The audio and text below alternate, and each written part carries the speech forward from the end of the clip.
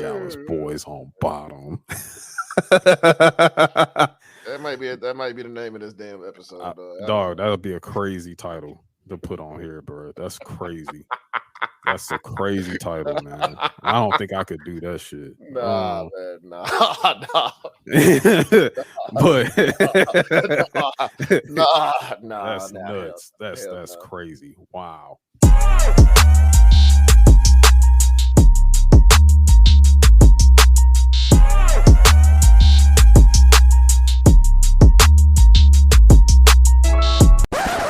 Yo.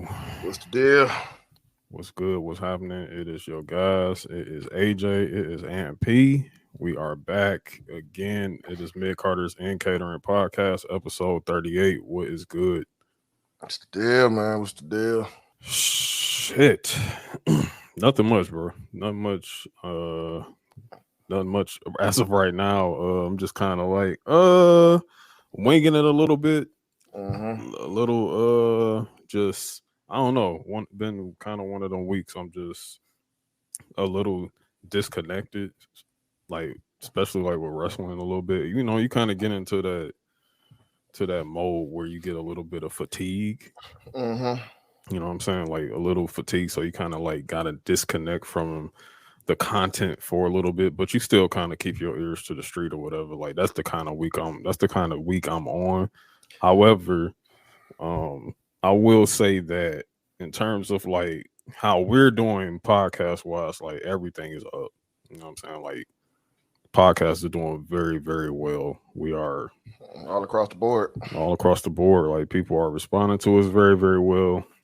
We have a real solid listener base right now going forward. And I'm very, very appreciative of that. And you know, we almost at episode 40, bro. You know what I'm saying? So yeah. So it's like, you know, things is good, but I guess, you know what I'm saying, like we're human at the same time, like we're not Superman, you know what I'm saying? So I think we're entitled to a few like, oh yeah, it's one of them times where like, yeah, the energy may not be all the way up, but it definitely ain't like that for me right now, man. Yeah. I'll tell you that right now, dog. It has been. I'm gonna tell you, man, doing this network shit, man, it's crazy because you just don't know when things are happening. You gotta try to like scramble and get that shit fixed and all that, man. It's just I think it's wild, man. And y'all niggas is wild. That's all I'm gonna say. And that's outside of real life stuff that we dealing with. You know what I'm saying? Like that's another kicker. Like, you know what I'm saying? Like you outside of all this content creation that we doing and all this network building that we doing. Like all this back channel, all the stuff we doing in the background, like we actually still like have to like go to work and do other extra stuff too. Like I told you before, like I'm working on a certification at the same time. You know what I'm saying? So I got that. I'm balancing that. I'm balancing my job. I'm balancing this. So, but I can't complain. Like there's no way I'd rather have it. Like I like having my hands in a lot of different things right now. But man, yeah. It just comes with the territory, man. You know what I'm saying? Well, like shit, I told this to everybody who's a part of the network. Like, nigga, we are about to really be like trying to build some shit, man. You know, the website coming up real soon. Shout out to Agent for that one. That's cool. That's getting official. Got some other things in the works right now with new people joining, all that, man. So, man, this shit don't stop. I be wanting to take some days where I could just take a day where I could just lay back and just like tune out from all this shit and just relax, man. Yeah, no rest for the weary.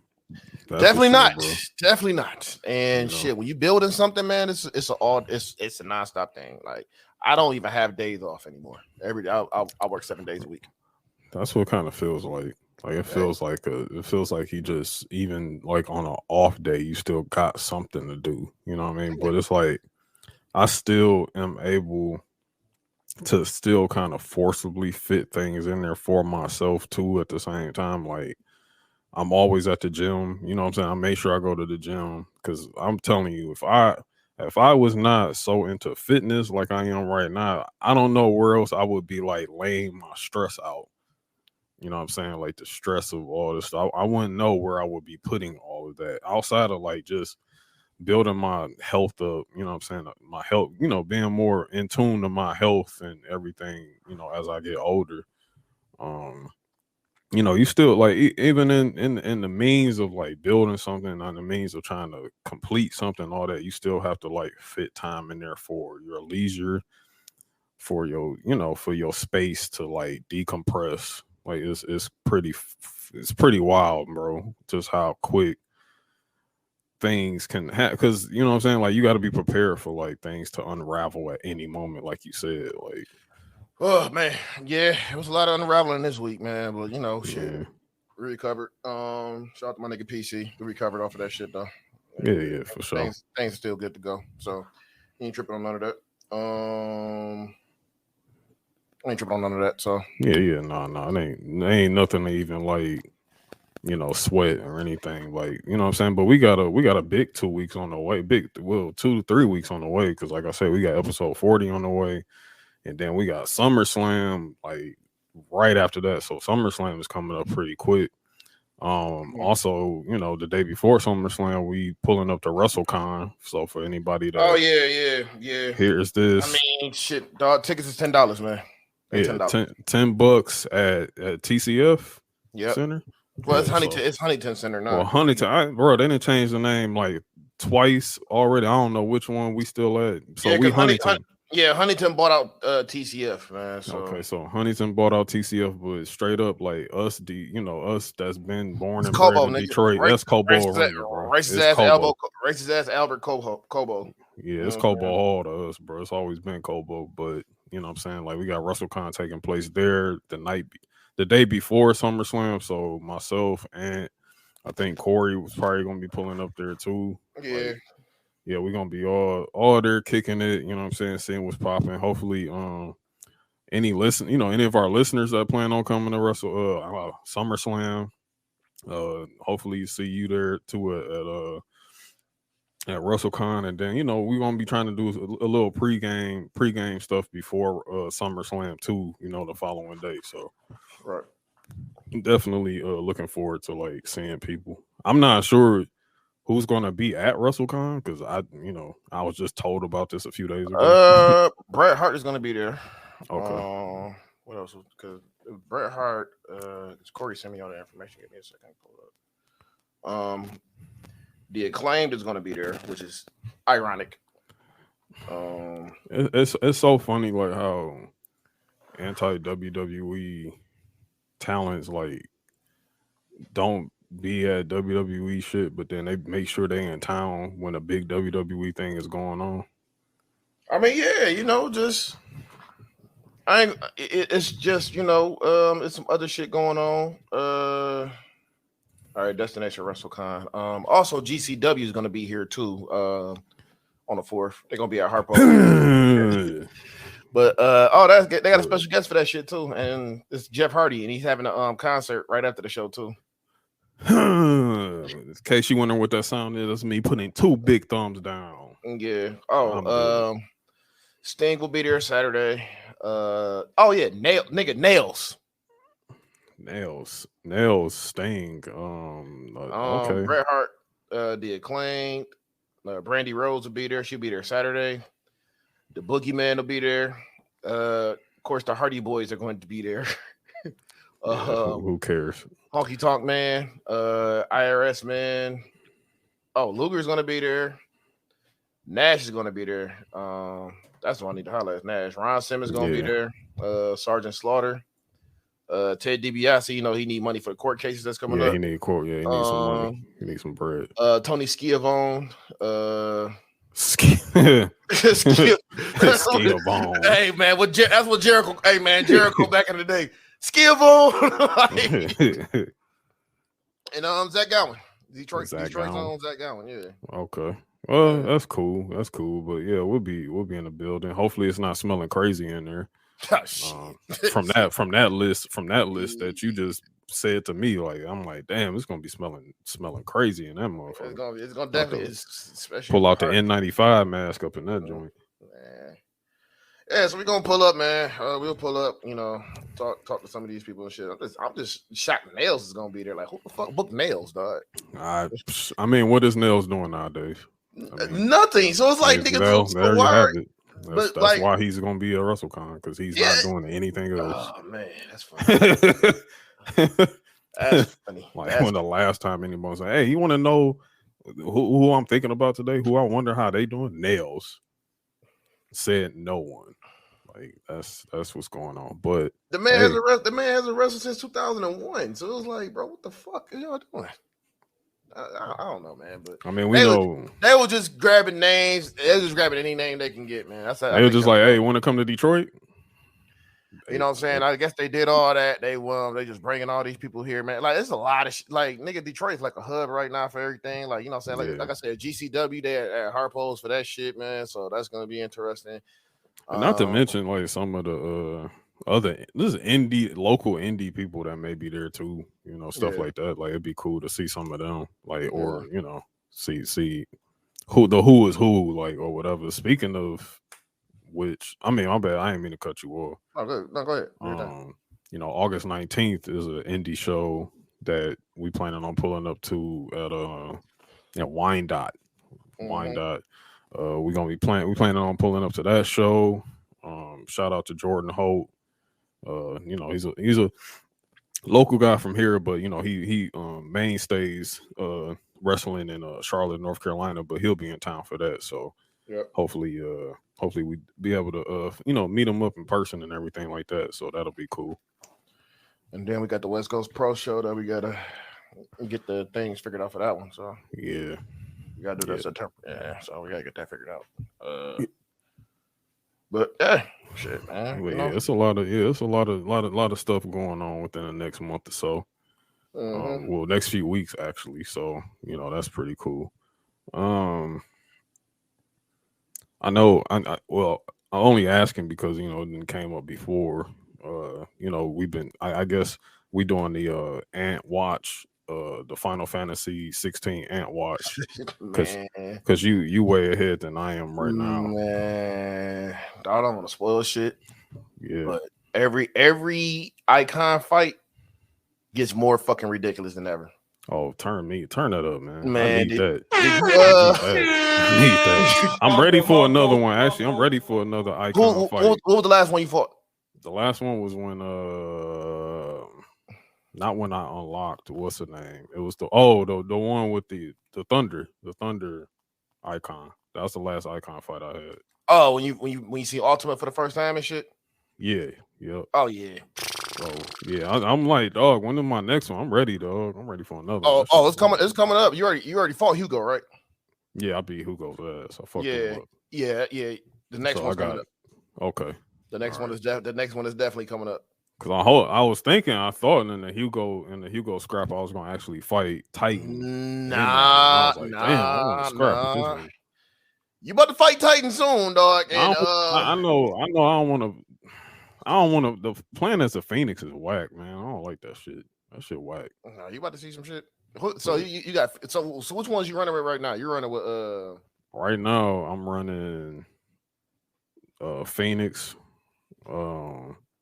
Garuda, which is the win, and then I'm using Titan just to get my bearing straight with Titan. I do like the lightning joint though, but the Titan shit, I like how Titan is defense and also, you know what I'm saying, like offense too. The charge up shit, yeah. Look, I'm gonna tell you with Phoenix, upgrade that motherfucking that strong ass attack when the wings come out and shit. Oh, the burning rage or some shit like that. Max that shit out. Yeah, max that shit out. Max it out. Yeah, max it out. Once you max it out, nigga, that shit's gonna be dangerous as fuck. Cause I be chaining them bitches. I be chaining them. I chain like a motherfucking that bitch too. Yeah. But I'm gonna tell you right now, when you fight Titan, nigga, your PS5 about to be humming like a motherfucker, boy. Oh, yeah, I need that. Yeah, that bitch about to be humming, nigga, like that one. And then I'm gonna just say this game got into some Dragon Ball Xenoverse shit. Yeah, I heard you saying that. Like, man, I heard you was like, this shit done turned into like Dragon Ball now, and I'm like, I don't even know how we got there. Man, but I'm about to figure it out. We got there for sure, man, because there was some fusion dances going on in that bitch. I'm gonna say that much. I like how much they keeping Joshua away from from Clive. Like the whole time, like Clive don't really like know that. I'm sorry. Look, if you, I'm a timestamp this or whatever. But if you haven't played Final Fantasy 16 and like you want to skip past these little slight spoilers real quick, like just fast forward a little bit, and I got you. But I mean, this ain't really too much of a huge spoiler or whatever I'm about to say, but Joshua is still alive and Clive don't really know, but Joshua was kind of like on the journey with Clive at the same time. Like I'm kind of fucking with that. Like that's cool. Hey, look, I'm gonna just say this. Wait to the Bahamut fight. Okay. Well, just wait to the Bahamut fight. Yeah. Yeah, I'm ready. Yeah, I think I'm gonna play some tonight. I gotta play some tonight. Thing is, like, I be like having to get like in the mode to sit down for a little bit to play. I'm gonna tell you right now, when you fight Titan, that shit's like a 35-45 minute fight. So yeah, see now right there, I could be like, all right, I'm done for the night, and then next thing you know, I don't pick it back up until like Wednesday or some shit. It's gonna be a long fight, man. That bitch got so many stages of that fight, dog. It's crazy. Yeah. So nah, man, I'm definitely about to finish this up. I'm about to finish it up pretty soon. You gonna do New Game Plus? Yep. Well, you got to because you want to get the ultimate ultimate weapon. Yep. So I want to do that, and I'm gonna be running with that in Street Fighter until Armor Core 6 come out next month. Oh, okay. Yeah, that. Okay. Have you seen the gameplay video for that? Not really. Not really. Like I haven't been because I've been kind of because let's see. Because Starfield is in September, beginning of September. Then something else at Mortal Kombat MK1 is September, mid-September. Then I feel like something outside of like 2K and all that shit. Like I don't care about that shit.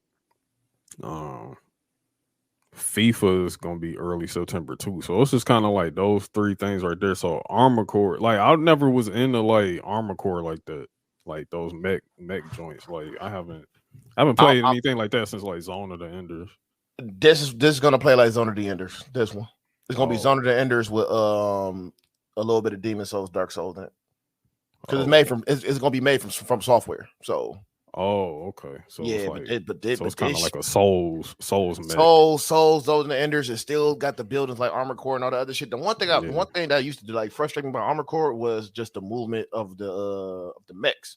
Yeah. Now these bitches moving like fucking Zone of the Enders and shit and everything. So this is gonna be this is gonna is be. Is it like sandboxed or is it like open? I think it's like a sandbox a little bit. You just going different missions and shit like that. So but yeah, when you see this shit, you're gonna be like, all right. And you want to know, I had the inkling a little bit to replay Spider-Man for some reason as of late. Like I just been like, damn, I kind of want to replay Spider-Man again, but maybe I'll do that right before 2 come out because 2 is late October. Yeah, there's a lot of games coming out this year. Yeah, that's what I'm saying. We got so much. I mean, we've been waiting for this shit since 2020, dog. So shit, we here now. Yeah. So it's a lot of games and shit on the way, man. Like we really got some real inside activities on the way. Because God of War came out this year. God of War 2 came out this year, right? Yeah. Ragnarok came out this year, and it don't even feel like it did. It feel like it came out last year. Yeah, it did. Yeah, because that dropped back in I want to say February, early like January, February-ish. That just goes to show what type of year we're having right now. Yeah. No, wait, hold on. Let me look. I think it did come out last year. Hold on. Maybe at the end. If it did, it was at the end of last year. Let me look. That's what I'm saying. Yeah, November 9th, 2022. No, November 9th. Okay. Yeah. So it was like right before Thanksgiving. Yep. But yeah, it felt like a blur almost. And I actually need to replay Ragnarok again too. I need to do the new game. I didn't do New Game Plus on that yet. Yeah. So, but yeah, man. Like, so that is, I guess that's games talk. That's Final Fantasy 16 watch with Aunt P. So we almost there, man. We got some more shit. coming up, man. I think the next one I gotta fight is Odin, and that shit's gonna be crazy. Yeah, and what? Because I know it's like it's got to be like the 5 elements basically. So Mm, Odin got to be what, water, probably, I don't even fucking know. because I'm surprised. No. I think Leviathan is in this game too. so Leviathan would be water, because thunder, that was the other Ramon. joint. Well, lightning. I'm sorry, Yeah. lightning was that. Earth, Earth is Titan. Phoenix Mhm. is fire, and then wind is Garuda. So I mean, I don't know. All I know is Clive is one of the most OP Final Fantasy characters I've ever seen. Ridiculous. That motherfucker's Ridiculous. ridiculous, bro. It's like you gave Dante like basically like elemental control. Like that shit is like insane. And still got your devil trigger. Like that's the other wild part to it. Yeah. And that's another thing, and I know I want to move on, but that's another thing I do like a lot about Final Fantasy 16 is that your trigger heals you. Hmm. Like the more you attack, like that right there, that's a game changer right there. Because I'm gonna tell you right now, nigga, it's been nigga, you get fucked up in that game, dog. Yeah. Yeah, you do. And then you like run out of potions, and then like your damn dog don't heal you no more. Yeah. Then you hit that trigger right, and next thing you know, you got a full bar of health. You be like, oh shit, bet I'm good. Yeah, it was wild, man. It was definitely some wild shit, bro. So no, it's an amazing game, man. Like it should be up there with like a lot of the games of the years and stuff. Yeah. It should definitely be up there with that. It's an amazing game. But yeah, but moving forward, oh, before we jump into the new stuff, I want to shout out the Black Announce Table for making they 6 years. Yeah, they got So, new hosts yeah, too. yeah, they got new host Mouse Jones. That's huge. That's That's huge. huge. Yeah, That's Mouse. huge, man. So Yeah, that's huge. Mouse. If you don't know who Mouse Jones is like the host of Trap Karaoke. You know what I'm saying? The traveling karaoke joint that they go around the country and everything like that. Yeah, they got Mouse Jones. They have an army over there. You know what I'm saying? Like for real shit. That they doing like, jobs well done. You know what I'm saying? Like the growth they've had within these 6 years is just, astronomical, man. Like, so shout out to them. Shout out to Eve. Shout out to Cody. Shout out to Manny. Shout out to Masuko. And mhm. shout out to Mouse. Like for Yeah. sure. And shout out to KP. Shout out to KP too. You know what I'm Mhm. saying? But yeah, congratulations to y'all. Like much love to y'all, man. Definitely. Definitely. But yeah, man, let's tap into a few news items. Let's do it. I'm afraid I've got some bad news. All right. So to start, you know what? We're gonna make that a bit of a talking point on the way out the door. Okay. Because yeah, there are some things that's to speak on that part. But some small shit right now. Small but big for Drew McIntyre. Shout out to him. He's been cast in a action film called The Killer's Game, and he's going to be co-starring in this with Big Dave Batista, and Ice Cube. So, congrats to Drew on They that. probably put the call in like, you ready, man? Yeah, I can get you in there. Come on. yeah, come bring your big ass out here to Hollywood, man. Let's put them acting chops to use. You know what I mean? Like that's what Dave did. He said, it's money out here, even though we got the SAG strike and the writers strike going off right now. Yeah, it's a lot it's going on with that. yeah, it's a lot of movie sets being shut down. I wonder how that's going to affect like Seth. You know what I'm saying? Like because Seth was filming Captain America. I think they actually shut down too. I think they shut Yeah, they down. definitely did. They definitely did. They Yeah, definitely so did. we heard, Yeah, that's gonna be. He's gonna have a lot more time on his hands. Also, too, the biggest thing is somebody pointed this out. The Rock and John Cena are available right now. they are, and that's also something quite interesting because some things have been taking place on social media between The Rock and Grayson Waller. Mm-hmm. Um, I mean, we don't have to speak on this too much, but I'm really hoping that Dwayne does not pull up to SummerSlam. Because I can see the writing on the wall a little bit here. Because Grayson Waller, they wouldn't be doing this if there wasn't no end game possible for like a Dwayne appearance. So, and it's also crazy, Dwayne will pull up for Grayson Waller, but not for this bloodline shit. Even though I'd rather not have Dwayne around bloodline shit at all anyway. I mean, I'm probably in the minority on that. Man. But yeah, that frees up time for like Dwayne and for John. I don't know if we really about to even see John wrestle though. I don't know. Probably not, nah. But I think we're gonna get some surprises at SummerSlam. So yeah, which is fair. You know what I'm saying? Like I think we want surprises, right? You know what I'm saying? Like we paying good money for this to be in attendance. You know what I'm saying? Like it's a big, so we wanted to be a big show, especially here in our town. Yeah. So if The Rock pulls up for Grayson Waller for the Grayson Waller effect, that if they have one on SummerSlam card, like that'll be quite crazy. That'll be. I'm telling you, man, Grayson's a made man, bro. Boy, there is some discourse here, baby. There's some discourse. But, I'm gonna say that for later in the show, so be prepared. Some funny note, real quick.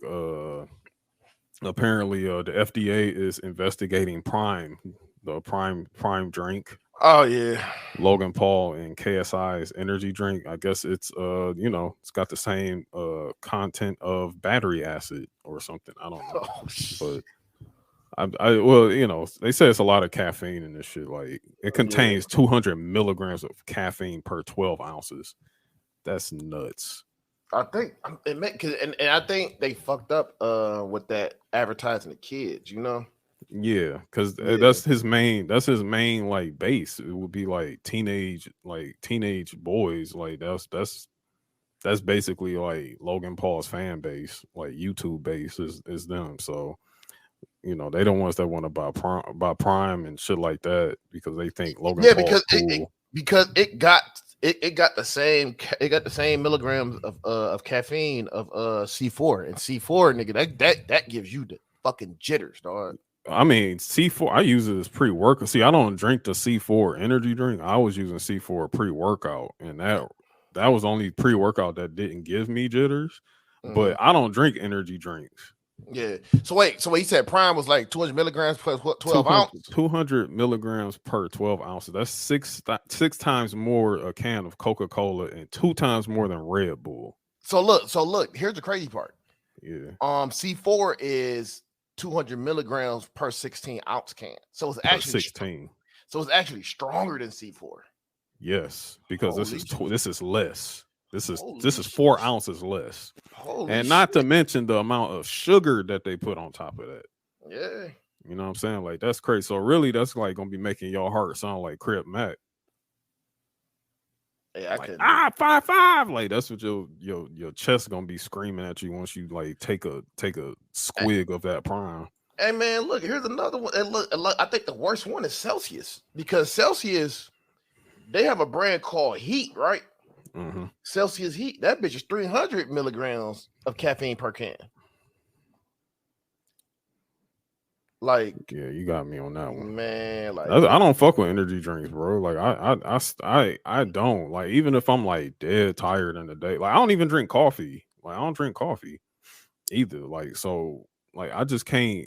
Like anything with caffeine in it, I don't rock with it like that. Yeah, bro. Celsius and Prime are the same way. They 200 milligrams of caffeine per 12 ounce can, so they're pretty much the same. Nasty. That's nasty as fuck. They out here selling unleaded gasoline in a can, bro. That's nuts. But hey, in case Ricochet wants something wild to say about Logan Paul, you should bring up that. I know he should just roast him about Prime. But, easily.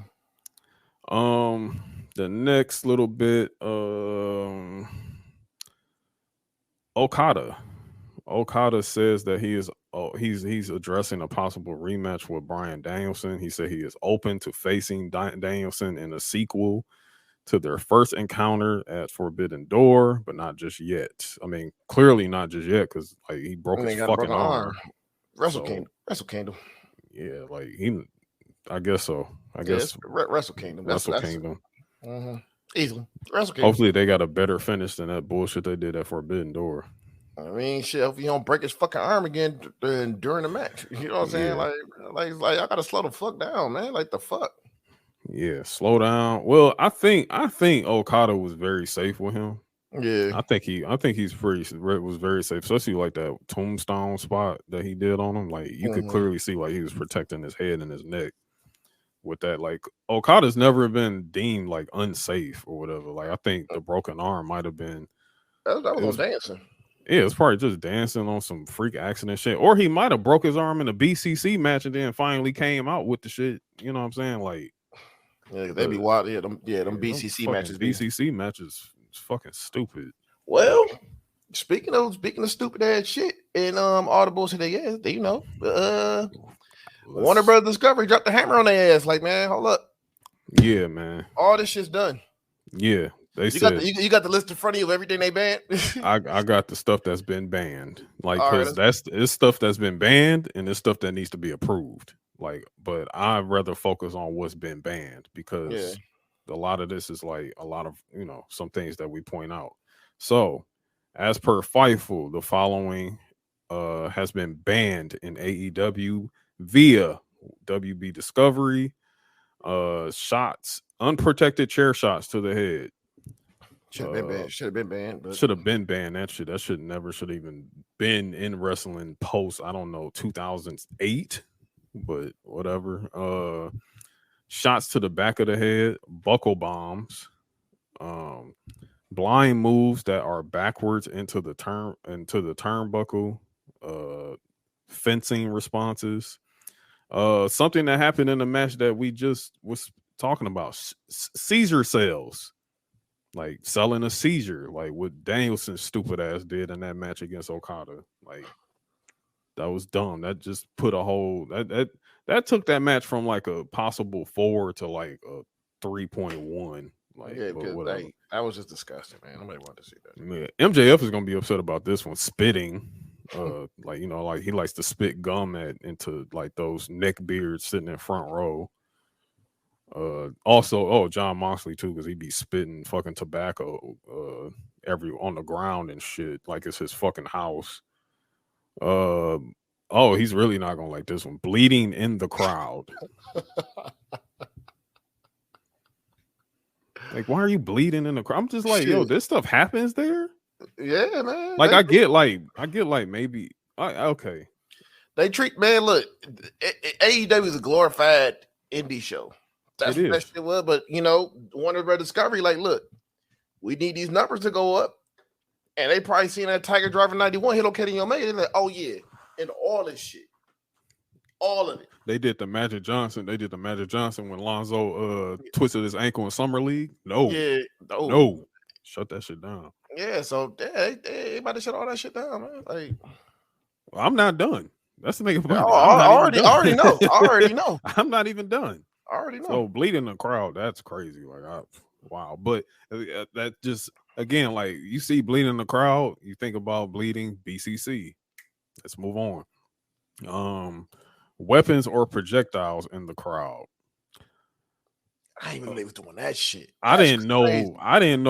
That's one thing. Crazy. I didn't know somebody brought in like a chair into the crowd or a barbed wire bat, or maybe, I don't know. It's like maybe they did that in Blood and Guts. I actually never really watched a Blood and Guts. Well, no, Blood and Guts was in a cage. Ain't that a cage, right? Yeah, Anarchy in the Arena. That's what they did. Well, yeah, Anarchy, right? Anarchy in the Arena. So that's where that makes sense. Another MJF classic: taking drinks or food from guests in the crowd. And usually when that happens, you take their food or whatever, they throw them right back in your face. MJF. Yeah, like how they did that little boy with the tequila, throwing tequila in his face. Yeah, throwing the tequila drink in his face, a black kid. But MJF. Physical contact with the crowd. Now that I don't know exactly if anybody was like throwing hands with anybody in the crowd, or you mean like doing mosh pits with the crowd? Because if that's the case, then CM Punk can't do that in Chicago anymore. Because he always loves to jump in the crowd with the only place he gets a pop. And lastly, throw objects with blood into the crowd. I mean, like, do I need like I haven't been to an AEW show, but it's like, do I need like a fucking tetanus shot before I go to this shit? Oh man. Jesus Christ. I need to update like all of my shots before going to an AEW show. Them niggas thought they was ECW, bro. They thought they was ECW. Like, I've been watching a lot of old Terry Funk matches, bro. Like him and Cactus Jack, dog. They had a fucking branding iron on fire around the crowd, dog. They thought they was ECW, man. Like, but AEW, you know the difference between ECW and AEW. ECW did not have a TV deal. ECW came out on tape. They did not. That was tape shit. So it wasn't like you had a TV deal. Because I guarantee you, if ECW had a TV deal, yeah, none of that shit would be happening. None of that shit would be happening. So yeah, they got a TV deal now. They trying, and I mean, I think the new deal is imminent now because all this shit came out. They probably like, if you want this new TV deal, nigga, you want to do all this shit. You want to abide by our rules. Yeah. Like, so basically, it's gonna piss a lot of people off. But this shit's about to be WWE light. Yeah, yeah. Because I mean, that's what your base likes on that side. Like, y'all base wants like unhinged, violent, like I don't know. Again, like I've said this before, like, or maybe I said this in like group chats among like Discord among us. You know, they say, you know, they watch AEW because it reminds them of the Attitude Era. It's like, bro, there's nothing Attitude Era about AEW other than like the terrible booking that they do. Because they barely fucking wrestled during the Attitude Era. So they wrestle more at AEW than they do at the Attitude Era. That's one. And two, they was not doing no bullshit like this. Like throwing like weapons in the crowd, like throwing drinks in people's faces. Like, no, this again, like all of that right there sounded like a indie show. All they're gonna do is move all that shit over to Ring of Honor. And that because Ring of Honor ain't got no TV deal. So exactly. They can do that bullshit over there, even though, but who's watching Ring of Honor? Exactly. So there you have it. You know, like y'all just have to deal. Like, you're on TV. You know what I'm saying? Like, you're on television. They want the bottom line. You know what I'm saying? They want y'all to produce money. They want y'all to make money. They want you to be valuable. You look at these ratings. Like, we don't even have to. I'm not about to be this. We're not about to be doing the ratings thing every single week on our podcast. But like, I don't even have to tell. I already know the ratings were in the toilet this past week. Like, you don't even have to tell me that. And I know that they're gonna be in the toilet for Collision again too. You know what I'm saying? So if those ratings were up, more than likely the network probably wouldn't have said anything to you. They probably let y'all move freely and do whatever, but the ratings is not showing any type of improvement. It's not showing quality of life. So yeah, I'm sorry, y'all gonna have to transition over to actually make television. And you gotta have, and here's the thing: they don't have the kids. They don't have the kids. They got all the Dave Meltzer people and all that. Yeah. Shit. So all that shit going to change, bro. Like, they looking like, all right, cool. We need to make some money. So fuck this shit. Let's make some money. Because I'm saying truthfully, this is gonna be good for them. It's gonna be good for them. It's gonna be good for them because outside of maximizing profit, it's gonna force y'all to actually have to make story-driven shit now. And funny enough, that's really gonna be funny towards those acts who ran away from like WWE and Impact because they didn't want to do story-driven things, but now you're going to be forced to do it. So that goes to show the grass was not actually always greener. Speaking of which, let's pivot over to another nice little thing about grind runners. Seth Rollins, man, like shout out to Seth. You know what I'm saying? Seth decided to talk some real big shit about, you know, like, first of all, he was giving just appreciation for just NXT and just how important it was for him and for like all these talents that's coming through. NXT and just how impressive NXT is as a brand altogether now. But he pointed out some funny things about a certain period, and if you just hear this statement, like, you know what I'm saying, you can pretty much just make your assumptions exactly about what he's talking about. Because he was giving Braun Breaker a lot of praise in this statement too, saying that he's a hell of an opponent, hell of a good worker,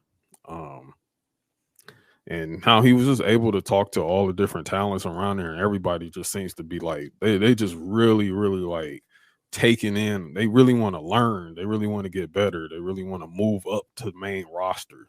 You know what I'm saying? Like, that's what they see, you know what I'm saying, the end game for all of them. And as we can see, it's only been going well so far. So he said, to talk about a certain period, he said we were going through a period with NXT where there was a lot of complacency and people talking about, I'd rather stay in NXT. I don't want to go to main roster. And that always rubbed me the wrong way. He said, when I went down there this past time, I felt a different energy. I felt like people were excited to come to the main roster and take their careers to the next level. That got me hyped. There was a lot of indie people that was scared of those big lights, and they looking like my act is not going to go over well if I go up to the main roster. You know who wasn't scared of that shit? LA Knight. Sure wasn't. He took that shit like, all right, we here. He wasn't scared. He wasn't scared. And he's an older guy. Yeah. He's an older guy. Santos Escobar, another one. Wasn't scared. Wasn't scared. Wasn't scared of the lights. Wasn't scared of what Vince might do to me if I go at the main roster because I'm too small or whatever. Like, you know what I'm saying? Or the repackage that he may give me may be, you know, fucked up. Now, I'm not gonna sit here and say, I definitely am not going to say, you know, Vince be spitting out gold, because, I mean, you look at Karrion Kross first time on main roster, good God almighty, that was just awful. Cameron Grimes. But you look at somebody like Cameron Grimes. Cam is, he's on the up and up. You look at somebody like Grayson Waller on the up and up. I know we're very critical of, like, Austin Theory, but Austin Theory wrestled at WrestleMania. Just like, he's done the last 2 WrestleManias. So, you know what I'm saying? Like, what are we doing? You know what I'm saying? Raquel Rodriguez on the up and up. Ricochet. Somebody who was in that period of where a lot of people were complacent. You know what I'm saying? A lot of that Full Sail era. A lot of those people that ran away because they wasn't too afraid of the lights, and they thought the certain Full Sail crowd would be right over there in AEW, but right. You got a smellier Full Sail crowd on that side. Yeah, they do. But yeah, man, like, I was just looking at a lot of that shit. Also, too, if he didn't get released, Malachi, he was gonna ride that shit out. You know what I'm saying? Yeah, and, like, you know what I'm saying, like, people like Malachi who got released, like, I kind of give you a little more room, a wiggle room, because I know, for one, Malachi, he's gonna be back. Like, he'll be back. You know what I'm saying? Like, him, Buddy will definitely come back. You know what I'm saying? Like, those people I'm not really worried about. My thing is the other people who decided to be, like, lazy and let themselves fall out of shape, and all of a sudden now they look like the grandfather of the person that they were actually wrestling as. Oh fuck! You know, back when, like, I won't say any names. Like, I slandered this person enough. But like I said, you know, it's different. You know what I'm saying? Like, but that's complacency right there when you choose donuts over the bag. Shout out to Gunther. You know what I'm saying? Another person that came from here. Another person who wasn't even in the best shape while they was down in NXT. And now look at him. He's a machine. Yep. And he's 55 days away from becoming the longest reigning Intercontinental Champion in the company's history. Yeah, he's gonna hit that one. That's gonna happen. That's definitely gonna happen. I mean, like, I don't know why you rather have been in NXT than being up there, man. You know what I'm saying? But it seemed like all you had to do was just not be, like, you know, people were comfortable. That's why. Lazy. They were comfortable. Yeah, they were comfortable as fuck. Like, you know, they were comfortable with the small crowds. You know, occasionally going to the big crowds whenever they do a takeover, all that shit, man. You know, they was comfortable with that. They didn't want the money because they were like, my integrity is gonna be, you know. It's a lot of people like that love that, you know, that, and that's okay. That's all right. And you know, you went away and you went over there, and I hope you know you did find happiness. You also got a lot of people. You also got a lot, but you also got a lot. But you also got a lot of people who's on that Kevin Nash shit. Like, nigga, where the bag at? That's it. Like, where the bag at, bro? Yeah, and I ain't mad at that either. I ain't mad about nobody going to get no bag. I'm not mad about that. But again, be honest about it. Like how Kevin Nash tells you, like how he be saying, like, "Oh no, I did it for the fucking money." I have no reason but to respect that. I'm still gonna joke about his booking at Thunder and all that shit. That shit's funny. You know what I'm saying? But dog, I respect it. When we interview Kevin Nash, I want to ask that nigga, like, bro, what was going through your head when you did that commentary on Thunder? He was just shooting the hole. He was just shooting the hole. He was doing that shit like it was his last week at work, bro. That's probably what was on his mind. He's probably hot. He's probably blowed out his mind. He was like, he was drinking. He was drinking vodka, man. Like he was drinking vodka, like shit. Yeah, he was drinking vodka straight, dog, with a devilish grin on his face the whole time. Right. I mean, I told Winston we got to cover that. We got to cover that episode, man. We have to cover that. Yeah, y'all got to do that one. That was too classic. That's funny. Like him shooting the entire episode like on commentary. Yeah, need that. Yeah. Need that, brother. And matter of fact, to pivot over to Kevin Nash, something that we need to talk about, man. Okay. Something we need to discuss, because this is my problem with the internet wrestling community when it comes to who they try to make like they're in creative and shit. They try to whatever. So Kevin Nash recently, he been you know, we know the emergence of LA Knight that's been going on lately, how LA Knight has pretty much flipped the script and become like a very popular, one of the most popular wrestlers, talents in WWE right now. He is not the most popular. Absolutely. He's not Roman Reigns. Roman Reigns is the most popular talent in WWE today. And right behind him would be Cody Rhodes. If that, like Roman and Cody probably neck and neck. But LA Knight is a huge fan favorite, and that is really, really cool.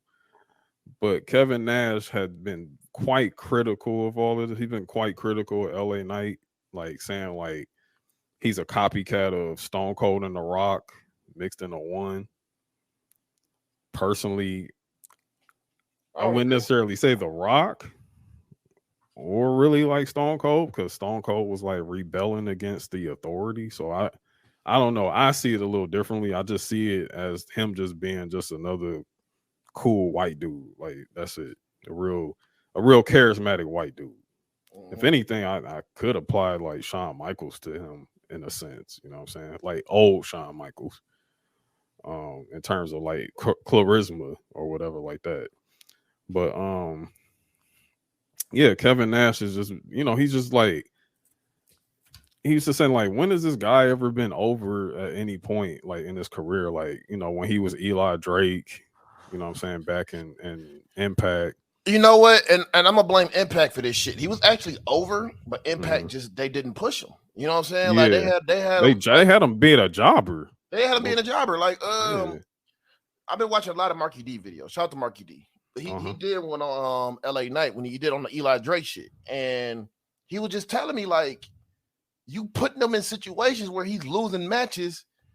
And like even when he held the title, it's like they made sure that nobody cared, you know. So like it's really they're booking him right over here in WWE, right? Which we expected. They wasn't booking him right over there in Impact. They was really fucking with him. Like they ain't like the motherfucker.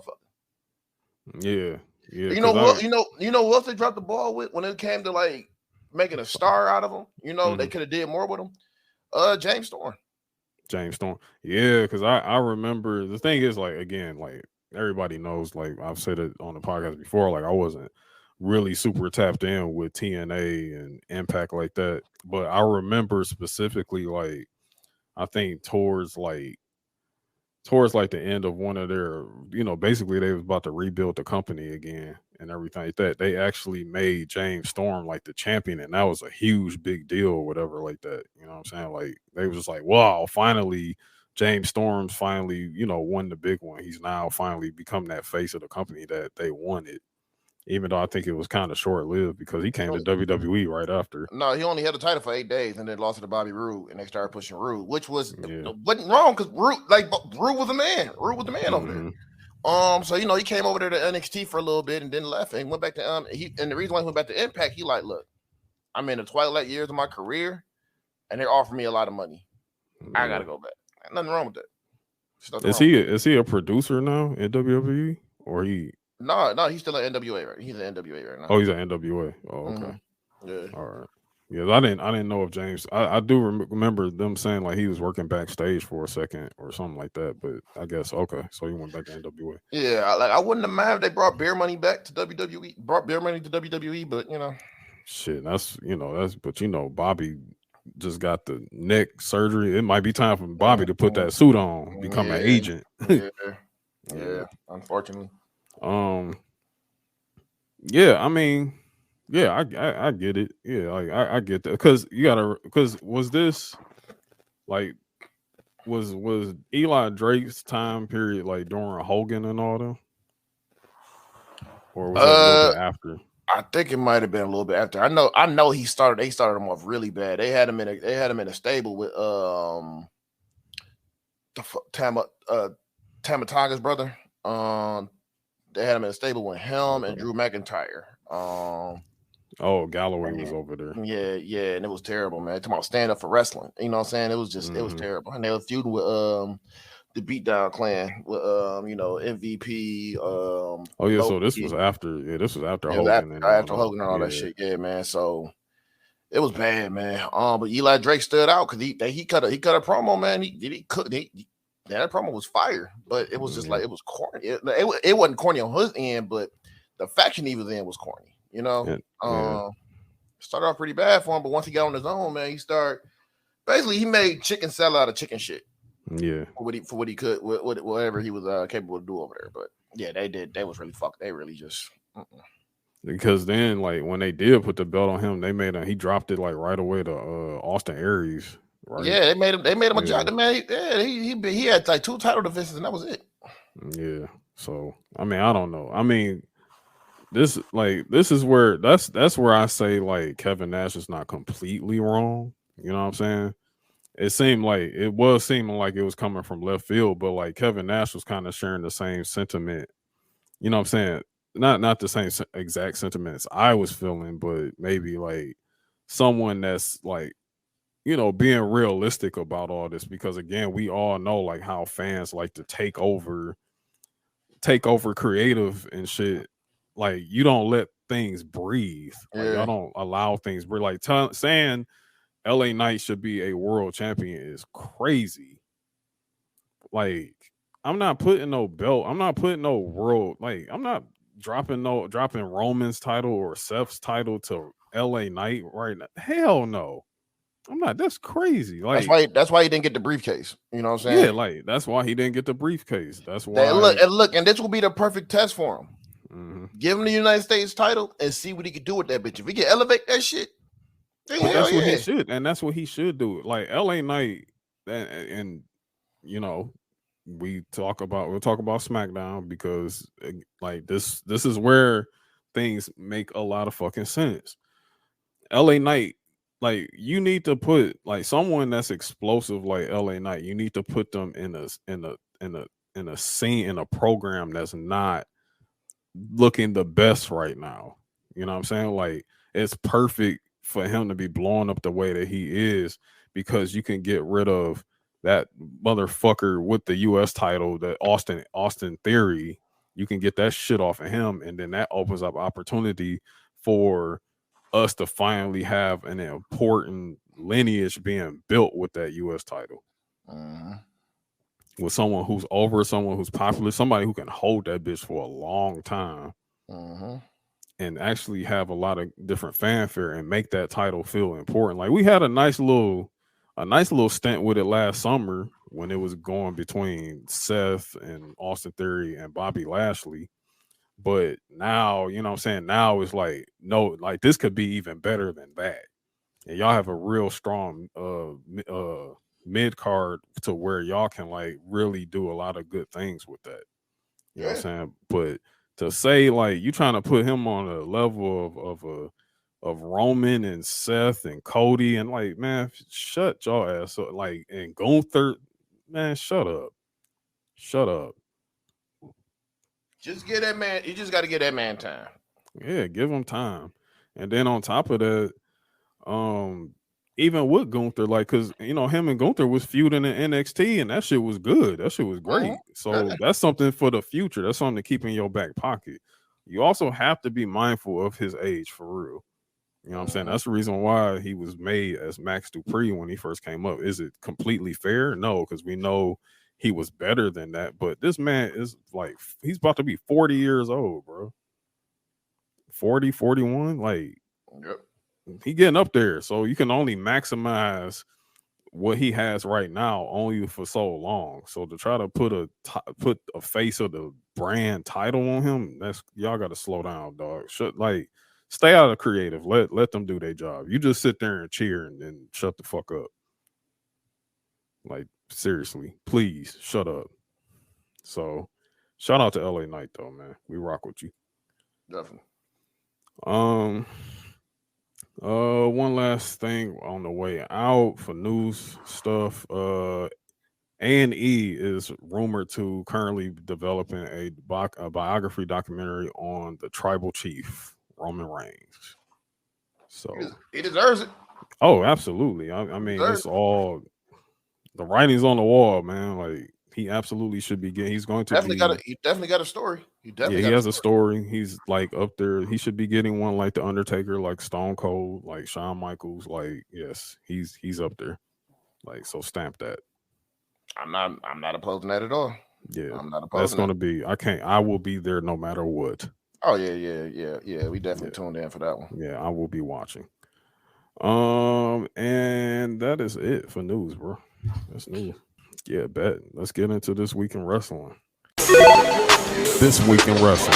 I am the BEST New Day! Because the Street Profits are up and we want the smoke. Wrestling has more than one royal family. Acknowledge me! Round one. Dom DeMarco.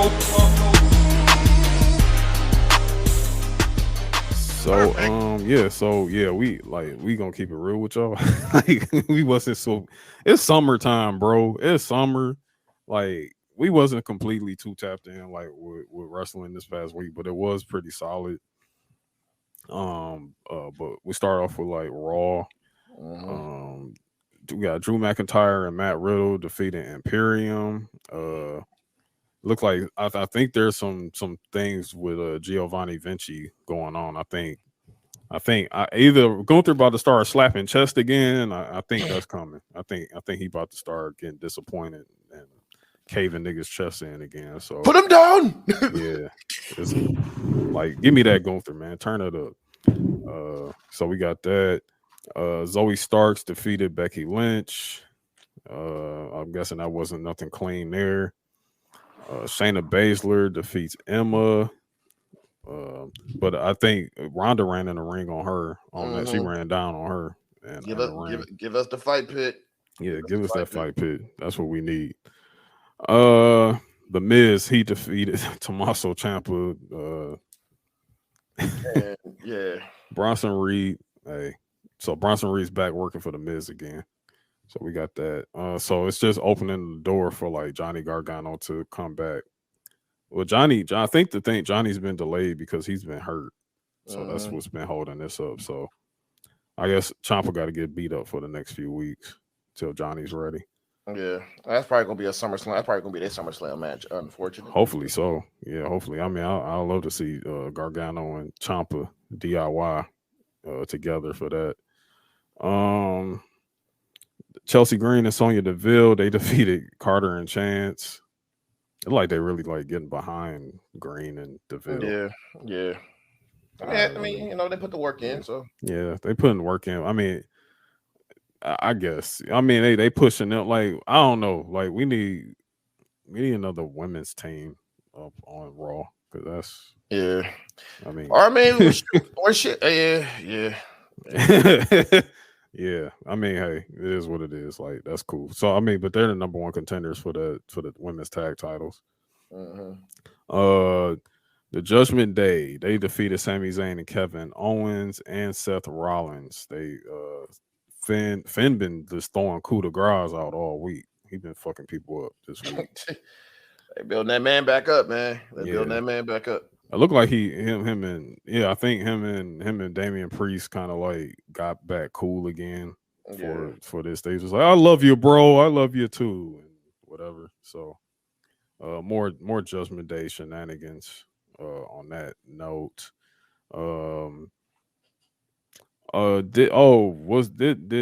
This was the show that when Ricochet did the frontwards flip at he did it at Logan Paul. Oh yeah. It's cool, but it didn't hit the same when he did it to Velveteen Dream.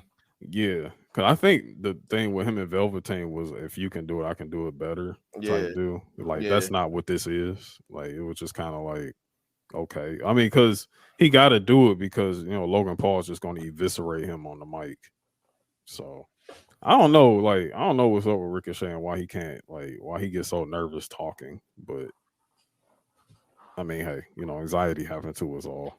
It can, but you know, it is what it is. Like Raw, that was Raw. So, but that match was booked. That match was made official for SummerSlam. So, Logan Paul and Ricochet is going down. So next up, NXT. Chase U defeated Charlie Dempsey and Drew Gulak. Cora Jade. You said what again? I'm saying I'm with all that. Yeah. Give me a C, give me a H, give me a A, give me a E, give me a U. I need all that. I need all that. Chase U is sports entertainment. Exactly. Actually, I think Thea Hill like did the Kimura on Drew Gulak. Hey, he was running around in circles. I love that they gave her that move. Yeah, it's something for her to be crazy with, you know what I'm saying? You know, she high energy, so she kind of made that was she kind of made it look funny. Like that was funny. Low key, I wanted to interact with Brock on that shit too. That shit'll be stupid as hell. You see you using my move, kid. Keep it up, kid. Hey, now that I think about it, Brock sent Mustafa Ali down to NXT by just honing his ass. Get a life, kid. Get a life, kid. Next week is on NXT. That's crazy.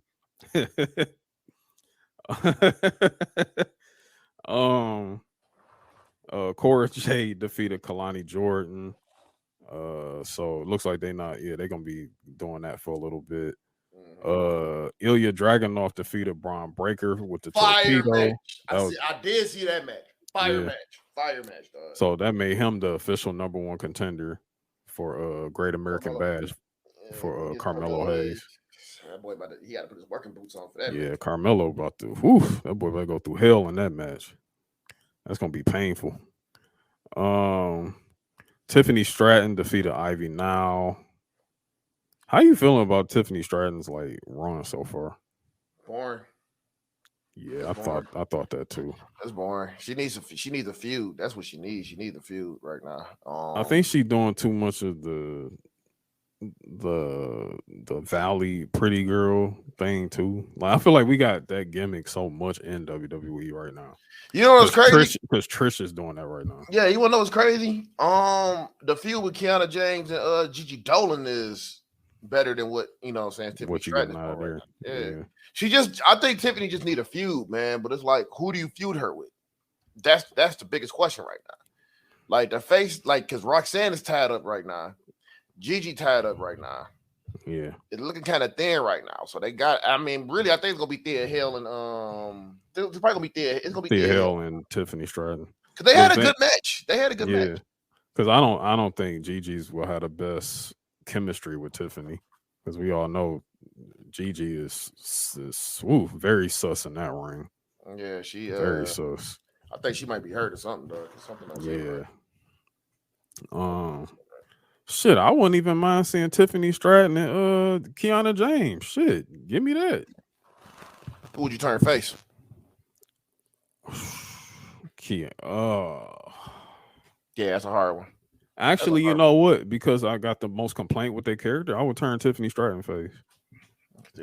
Yeah, I would turn her face. Because again, we got too much of that.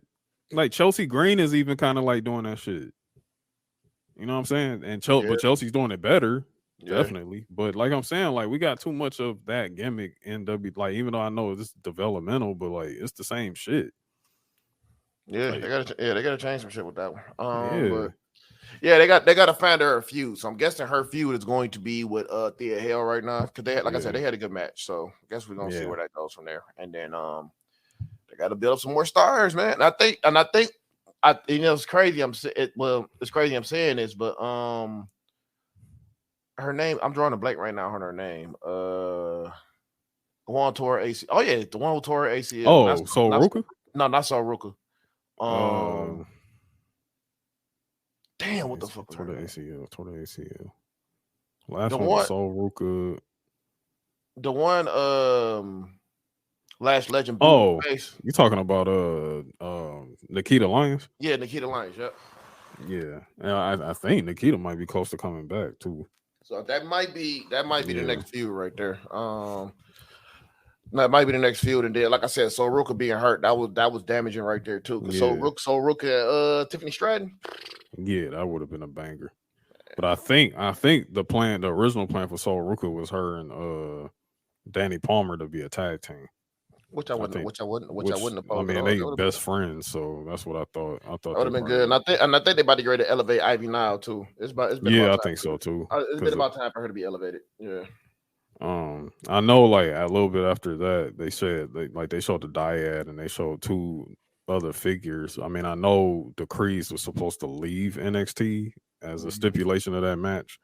If they put the Creeds in the dyad, bruh. But I don't know. I'm just not with this Joe Gacy shit. I'm not. Yeah, I'm not with it either, bro. I'm really not with this Joe Gacy schism shit. Like this shit is like whatever, bro. I like what's her name? The Rock's daughter. Ava Rain. She doesn't wrestle. Like, I mean, like, what are we doing? She needs a lot of training. She needs training. The only grizzled young vet. That's what I'm saying. That's why I think Sean holding them hostage, because like he know that shit like not good. So if we can't always keep throwing we just said his name. Joe Gacy. If you keep throwing Joe Gacy out there, like, you know what I'm saying, it's like, well, fuck it, I might as well keep throwing the dyad out there. You know, I need something out of this. Hey man, low key should they send, like, I guess whenever he gets better, they should send Bray Wyatt down there as to interact with him, just hold his ass or some shit. That'd be funny. Yeah, he'd be like, you are trash, my brother. You join me, my brothers. Oh man. But yeah, who knows? I don't know. But it's moving on. Stacks, he defeats Joe Coffey, so Tony D is free. Hey man, Tony D is hilarious, dog. Hey man, he been running with this gimmick now, man. That shit's hilarious to him. This has been the cinema in NXT. You know, this is Goodfellas. Hey man, NXT Goodfellas. Hey man, they've been putting niggas in trunks, all type of shit. They been putting niggas in trunk. This nigga got locked up. They talking about niggas was snitching.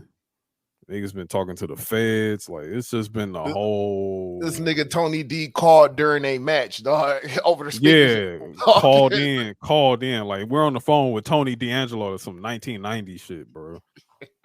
Like, that shit is crazy, man. Hey man, put the titles on Tony D and Stacks, man. I mean, you might as well, dog. Like, that's when put them titles. Get the Gallus on top about it. Gallus on bottom. Like, get them out of here, bro. Pause. Yo, look, hey, that shit is pause. You know what? All that like Gallus boys on top. That shit is pause worthy, bro. That's big pause, bro. Oh man, get tired of hearing they fake ass aloe black music. Yeah, get that shit out of here, man. Gallus boys on bottom. That might be the name of this damn episode. Dog, that would be a crazy title to put on here, bro. That's crazy. That's a crazy title, man. I don't think I could do that shit. Nah, man, nah. But that's nah, nuts. That's no. crazy. Wow. Matter of fact, that might be the title. Wow, that's crazy. Oh my god. The main event, the Judgment Day, they pulled up to NXT again. They've been frequently down in Florida. They defeated Carmelo and Trick Williams. Oh, and I'm gonna just say this: next week we get Dominic versus Wesley. Dominic Mysterio is wrestling next week on NXT for the North American title. For the North American title, man, inject that in my veins, bro. Right here. Yeah, let's get it, man. I fuck with Judgment Day like invading NXT, dog. I'm fucking with it.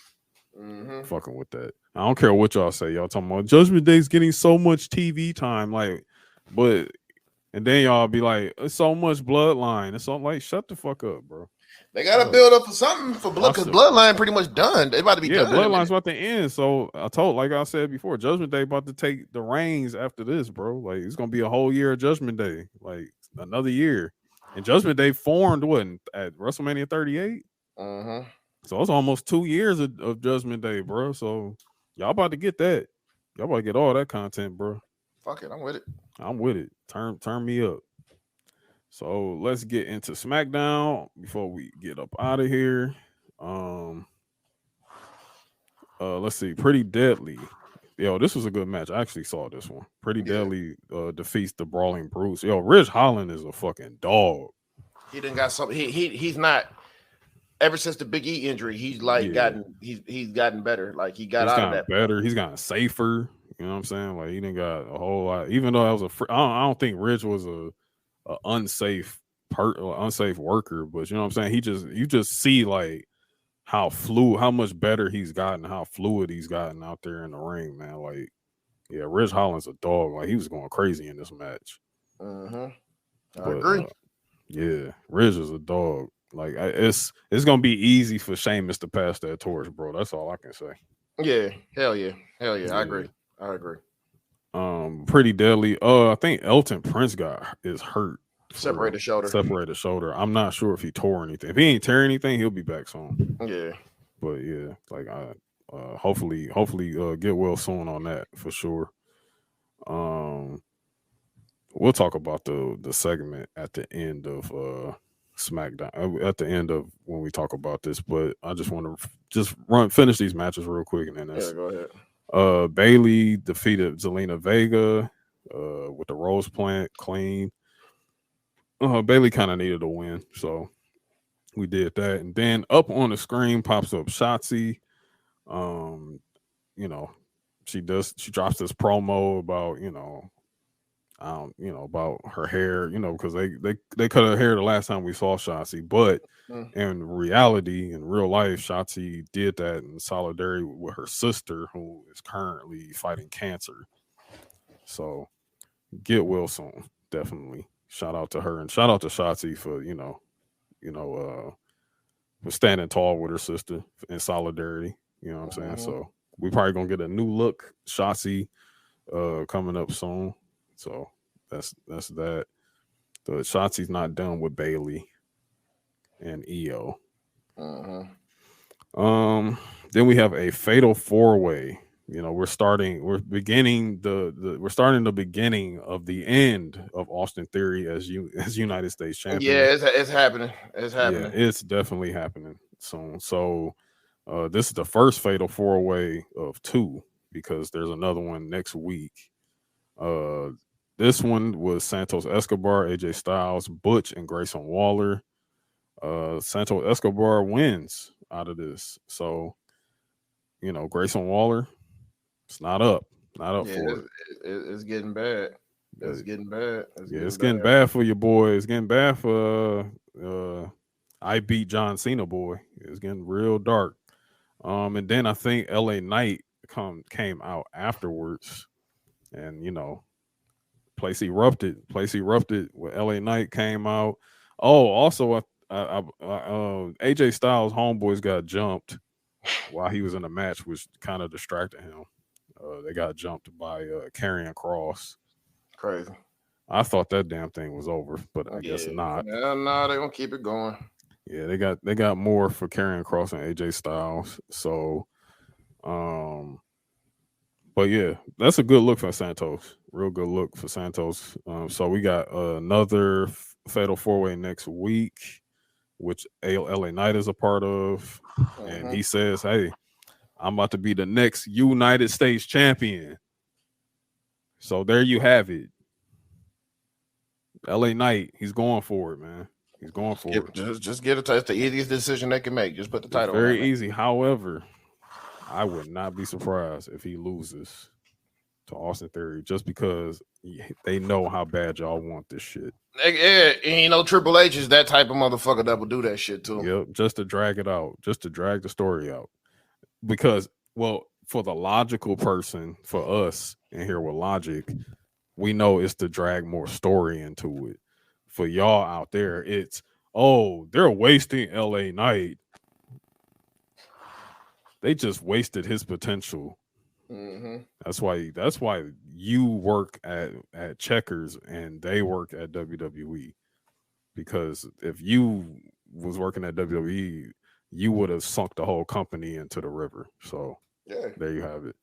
And then last match on the docket, Bianca Belair. She defeats Asuka via DQ because Charlotte interfered in this match. I know Bailey and Io was threatening to cash in during this match, but Bailey caught miss to the eyes, and that was that. So shout out to Bailey, Bianca, and Charlotte doing the bodysuit off these last few weeks. I want. They've been going crazy with that. Yeah, I would like Bailey to join in on that too. That would be great. That would be very nice. But you missed the key thing, though. You missed the key thing on this whole show. Oh, go ahead. Street Profits hopping in the limo with Bobby Lashley. Oh no, I didn't miss that. That was going to be next on the docket. That's what I said. We had a few things to talk about. Okay. Well, shit, we did. That's go ahead. Go ahead. Go ahead. First, that was SmackDown. Well, no. Go ahead with the Bobby. Go ahead, Street. Oh yeah, man. We got something new coming along the way, man. I'm thinking something is about to happen. Yeah, I think something big is about to happen with that one, dog. I'm looking forward to it. Shit, me too. Real black nigga shit. Yeah, real black nigga shit. I'm looking forward to it, dog. So this is gonna be interesting, man. I mean, look, I'm not gonna sit here and throw hurt business at it automatically. You know what I'm saying? Because it could be something different. But I mean, if MVP was with him, then I'm like, okay. But I think it's gonna be a fourth member, but it's not gonna be MVP. Yeah, I don't know. I mean, when you think about it, who else been kind of like, Cedric Alexander's been kind of, getting his ass whooped, but. I think Apollo is on Raw, right? But he dropping out, so we don't care. I think it's Cedric Alexander numbers on Raw too, aren't they? Cedric and Shelton. So I mean, I don't know who that other member could be. Only person I'm thinking about, honestly and truthfully, is Odyssey Jones. Yes, Odyssey Jones would be one. But what if, you know what I'm saying? Tinfoil hat. What if Carmelo Hayes loses to Ilya Dragunov and then they bring him up and then he joins that faction? It goes back to this goes back to our draft. It also goes back to our draft too that we had, man. It does. You bring up Carmelo Hayes, but you also bring up Trick Williams with him too, and put him in the tag team with Bobby Lashley. You know what I'm saying? lot of things unfolding. They need a new faction, man. There's a lot of things unfolding right now. So that's what I'm saying. Like it's no better time to cash in on factions than right now, dog. Yeah, you know and Triple H fucking love factions. He does. factions. He loves factions and he loves tag teams. He loves tag team matches. That nigga loves that shit, man. But I don't know, but I'm fucking with it though. I like how that's coming together, dog. I like that.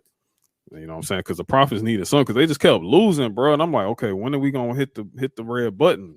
You know what I'm saying? Where's Bobby? Turn him heel. Bobby pulled up, man. Bobby, like, you see all these bitches in this limo, bro. Even though one of you was both of them are married men. All three of them are married men. So. Yeah, but you know. Bianca, bro.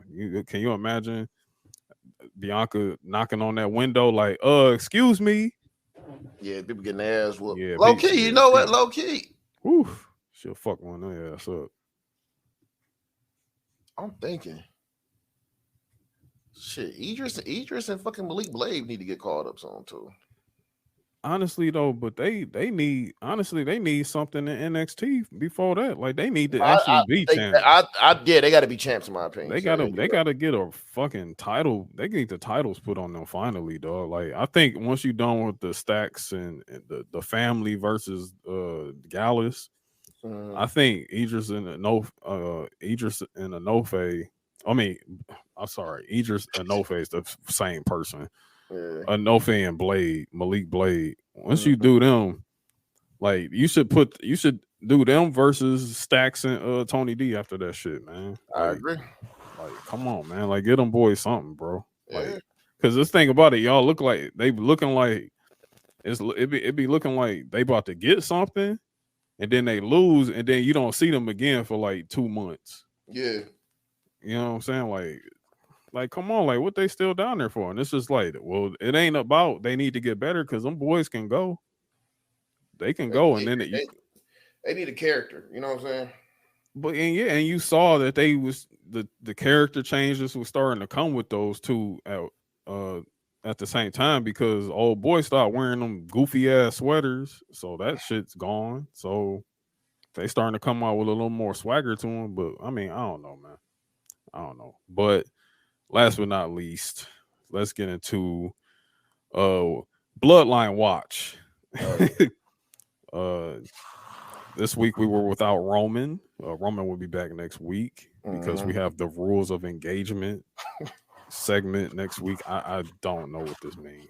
Like I don't know.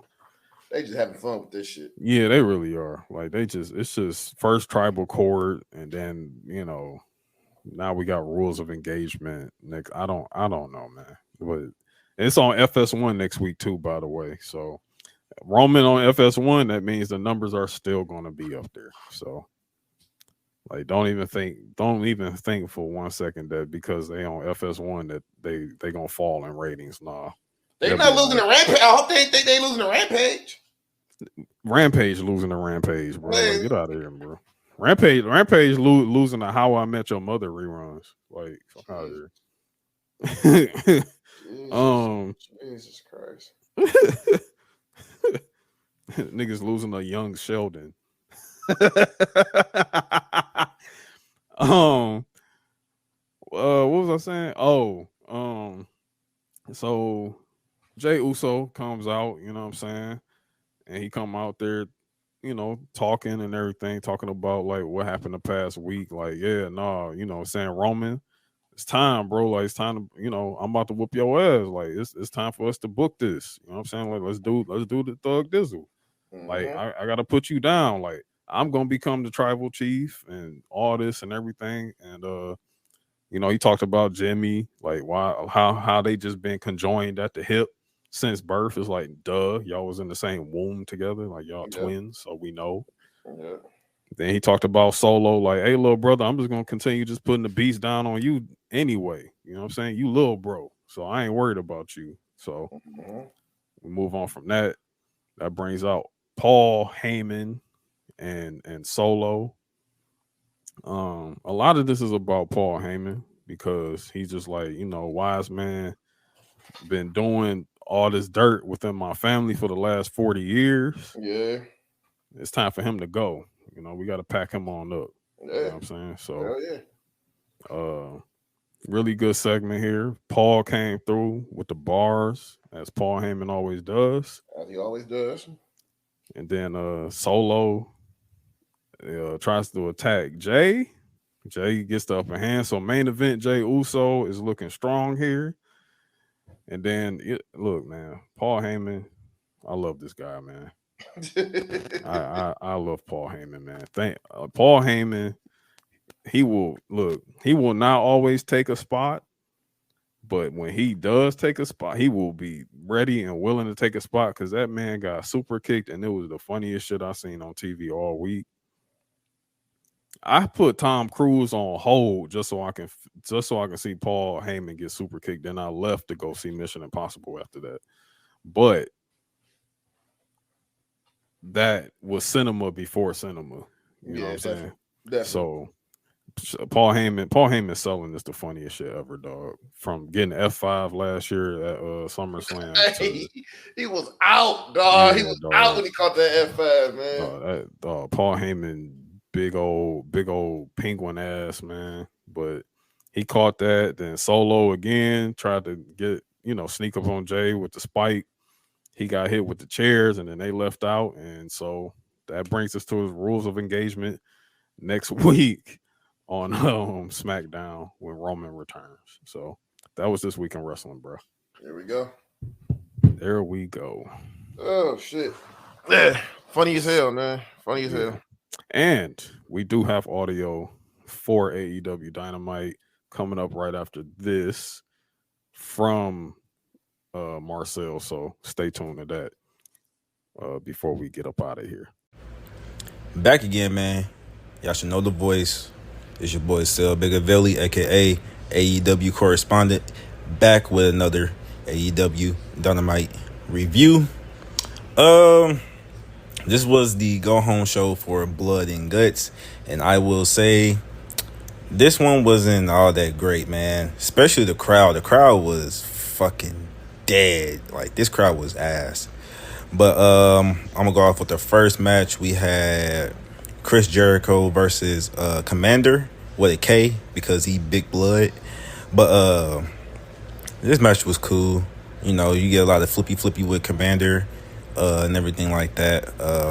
They was really putting Chris Jericho over on this match with the commentary and shit like that. Commander was doing really good, creeping up with Chris Jericho.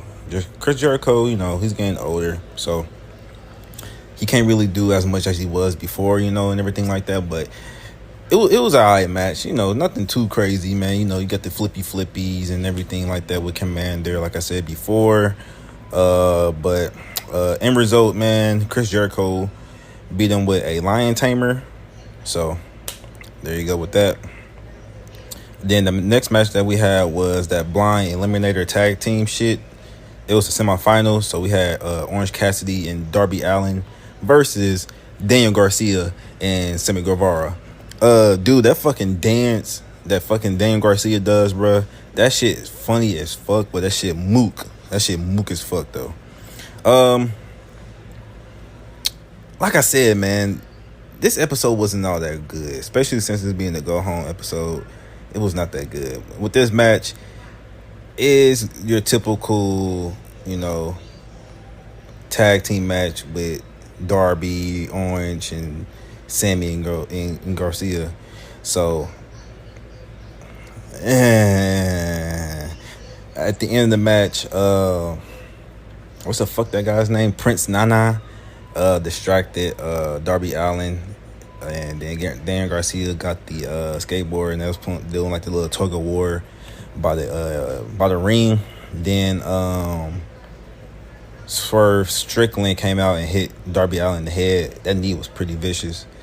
Then Sammy did the GTH. Then they won the match. Then we had the next match, which was the blind eliminator tag team match. We had MJF, Adam Cole versus Big Bill and Brian Cage. This was probably the most excited the crowd was in this match. Like, fuck. MJF and Adam Cole is going over with this tag team. I'm not gonna cap either, man. I fucking like it. It's weird how they doing it. It's weird as fuck. Like Adam Cole, like we all knows what the fuck's gonna happen. Adam Cole is like buddy trying to be, he's actually liking MJF and shit. MJF trying to be real cool with Adam Cole, but we all know what's gonna happen. MJF is MJF. He's gonna turn on Adam Cole. Then they're gonna have to build a match at All In. But with this match though, you can say this was like a comedy match in, series as well. MJF did a body slam on Big Bill. These motherfuckers doing push-ups. I know y'all niggas like, why the fuck I'm watching this shit for? But it was actually, it was cool. I enjoyed it. But MJF and Adam Cole end up winning the match. They got new t-shirts called I Am Buried in You, Baby. It's pretty catchy. I'm not buying the shirt though. But they getting over like a motherfucker right now on AEW. So they will be facing who the fuck they facing next week? I don't fucking know, but they be in the finals for the blind tag team tournament match. So whoever wins this next match will face FTR or maybe Bullet Club Gold. I love gold for the tag team championships in the future. But yeah, then the next match that we got was the Orange Heart Women's Tournament semifinals. We had Ruby Soho versus Sky Blue. Shout out to Sky Blue with that rump shaker in the back. Good white woman right there. Shout out to her. Another typical AEW women's match, Yeah, take it how you want to take it. So Ruby Soho ended up winning that match. Like I said, it's an AEW's women's match. So no disrespect to them women that are out there like actually wrestling and shit like that, but AEW don't really know how to do their women division like that. So yeah. Next match we had was Swerve Strickland versus Nick Wayne. Nick Wayne is Darby Allin's protege. But he doesn't wrestle like Darby. This is actually a flippy guy as well. Him and Swerve actually wrestle in like the indie promotions and shit like that. So AEW is like, hey, since you wrestle with him a lot, we're gonna, this is gonna be your first debut match because y'all got chemistry with each other. So shout out to them. With Nick Wayne, his backstory. Nigga's only 18 years old. His dad died when he was 11. His dad was training him to be a wrestler and everything like that. So, it's a good story and everything like that. Darby Allin's his mentor and everything. So, it's a good story. Swerve Strickland actually won the match. He hurt the little nigga arm and did his finisher. His finisher was pretty dope. And then, Darby Allin came out like, fuck. Good job, but fuck, man. You gonna do it next time. We gonna get you together. Yada, yada, yada, bullshit like that. Then this is the end of the episode. We got Don Callis coming out to tell us the fifth member of their team for the BBC. And their fifth member is actually going to be, drum roll please, Pac. Fucking finally, man. I don't know where Pac been ever since they had a death triangle with the Lucha Brothers. I don't know where this nigga been. So he's actually a fifth member. It kind of makes sense because Pac and Kenny have history dating back when AEW first started beginning. So if y'all don't know, Pac and Kenny had like an Iron Man match here at KC. Kenny ended up winning that match. It was a dope match. So they got histories with each other. So it kind of makes sense, why they brought Pac in. I'm glad that Pac is actually doing something because he's really fucking dope. I love the bastard gimmick. Dude is really fucking good. I really like Pac a lot. So hope they utilize this man even more than before because he's fucking dope. So once they figure out who the fifth member was, which was Pac. Kenny came down. Then the BBC came in. Then Pac came in. They started beating up Kenny. They put a chair between Kenny's neck. Pac was about to stump on him, but John Moxley was like, "Hey, motherfucker, you got any last words?" Then Kenny was like, "Yeah, I got one person. You guys didn't let me, get my fifth member off." Yada, yada, yada. And then I went to the Tron. And then I did a promo video and everything like that. He was like, "He's coming, pause." And then they were showing the little shit, the little video. And then, guess who it is? Kota Ibushi. So, we getting Ibushi for the first time next week on Blood and Guts. This is pretty cool, Ibushi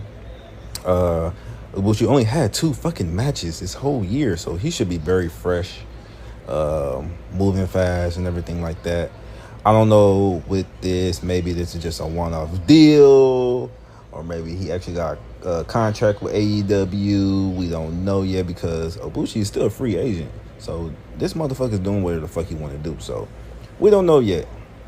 No reports on Ibushi getting the deal with AEW. Maybe it come next week. So who knows? But next week, this is Blood and Guts. So we'll be getting a Blood and Guts match.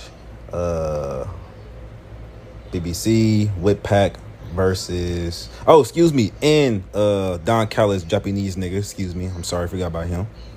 So we got the BBC, Don Callis, Japanese nigga, and Pac versus the Golden Elite, Hangman Page, the Young Bucks, Omega, Ibushi.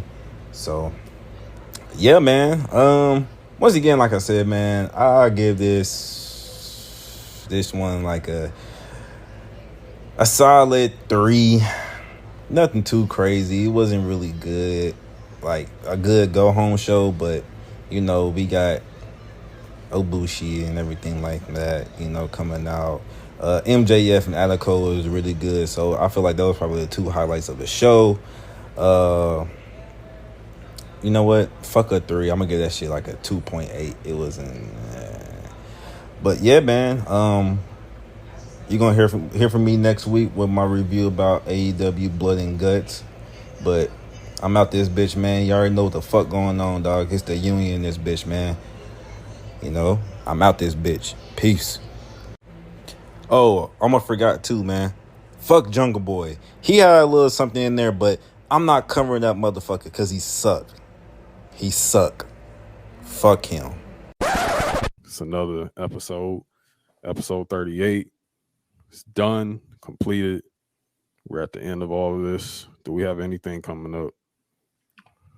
Nah. MKU wise, shit. We probably about to get this the Takers Gaming podcast coming out soon. Yes. Hopefully this week. So we waiting on that. Sir. More Game Day Club. Yes, real Game Day Club out right now. By the way, more Game Day Club. Definitely listen to that one. Real good episode. The last one. Real good episode. We're gonna start. I think our Patreon's about to get started really soon too. Yes, we're starting up a Patreon because we got some projects already in the cuff. Yeah, like the watch alongs with me and Winston is gonna be on the Patreon. Yes, sir. That's gonna be on the That's gonna be on the Patreon. We're gonna have some other things. We're gonna have some nice exclusive interviews coming on the Patreon real soon. Mm-hmm. Working on things. Also, man, shout out to Darren McCarty too, because he's now a special enforcer and the Scott D'Amore Bully Ray match that's happening right now at Slammiversary. Oh, Lord have mercy. Shout out to my guy. He's hey man, look, that man wants to wrestle, and it's probably gonna end up happening really soon. Well, he actually been in the match already. Him and Rhino was in the match. They was on a tag team shit. But hey man, Darren McCarty is the original goon, bro. Yeah, it's of course, what I'm saying, you make him a special enforcer for because he was the enforcer for the Red Wings. Yeah, and I'm gonna tell you right now, man, that man, like I fist bumped him. Hollow hands, bro. Man, them bitches like rock, nigga. I'm like, what the fuck? You know what I'm saying? I'm like, oh, hey, man, Darren McCarthy's knock motherfuckers out, bro. Shit. Cold. Yeah, you don't want to fight that motherfucker, man. You don't want to fight Darren McCarthy, bro.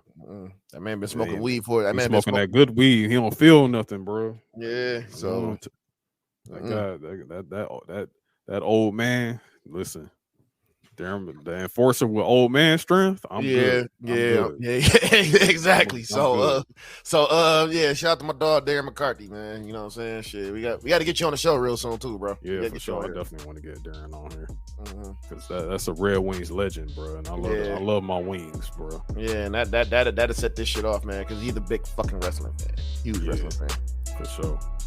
But yeah, man, we got that coming up again. We getting closer to 40. Yep. Episode 40 dropping in another week. We got 39 up, then we got 40. So be prepared also for 40. Something special is in store for y'all. I'm not even gonna spoil it right now, but just stay tuned. Stay tuned for 40 though. 40 is gonna be cool. Y'all gonna like 40 a lot. Hell yeah.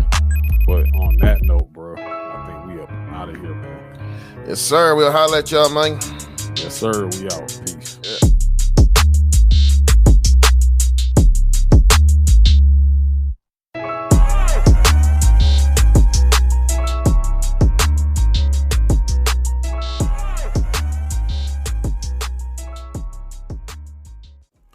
Thank you for listening to Midcarders and Catering, a weekly podcast focused on pro wrestling. Midcarders and Catering is produced by Amir Johnson. Written, researched, and hosted by Amir Johnson and Anthony Page. Original score by Justin Montizzi Ward and Aaron A. Train Fuller.